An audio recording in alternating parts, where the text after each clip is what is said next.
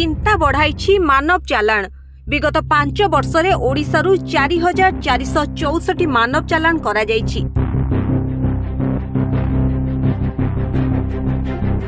सेमानक मध्यरे महिलांक संख्या 2036 थिबा बेले नाबालिका संख्या हेउछि 710।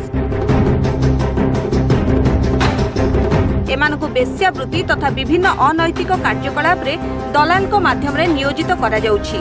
मानव चालाण परे सेमानकु श्रमिक, वेश्यावृत्ति, घरोई चाकराणी, बलपूर्वक विवाह भली नाना अपराधिक कार्यकलाप रे नियोजित करा जाउथिबा तथ्य सामनाकु आसुछि। पुलिस रो तथ्य अनुसार 2022 रे 1120 जन को चालाण करा जायथिबा बेले सेमानक भितरे 618 पुरुष और 502 जन महिला थिले। 140 जन केवल नाबालिका। 2022 रे रुजु होइतिबा 121 चालाण मामला रे 433 जन दलाल गिरफ होइतिले, किंतु कोर्ट रे दोषी साब्यस्त हार शून्य रहिछि। सेहीपरि 2021 रे 136 मानव चालाण मामला रुजु होइतिबा बेले मोट 1475 जन चालाण होइतिले। सेमानक मध्यरु 740 जन पुरुष और 735 जन महिला थिबा बेले नाबालिकांक संख्या रहिछि 291। चालाण मामला रे 228 जन गिरफ होइतिले भी दोषी साब्यस्त होई पारि नथिले।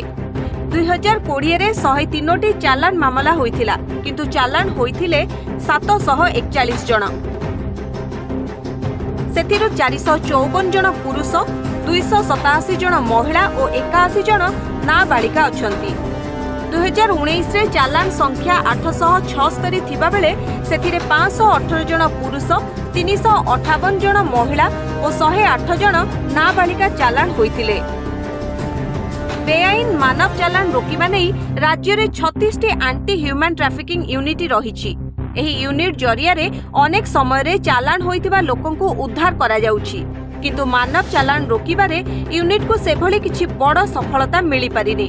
अन्यपटे उद्धार हेउतिबा व्यक्ति एवं नाबालिका दोषी विरुद्ध रे कोर्ट रे साक्षी देबाकू भय करुछंती, कारण पूर्वरु सेमानकू भयभीत करिबा सह अर्थ लोभ देखाई प्रभावित करुथिबा घटना मध्य सामनाकू आसीछि।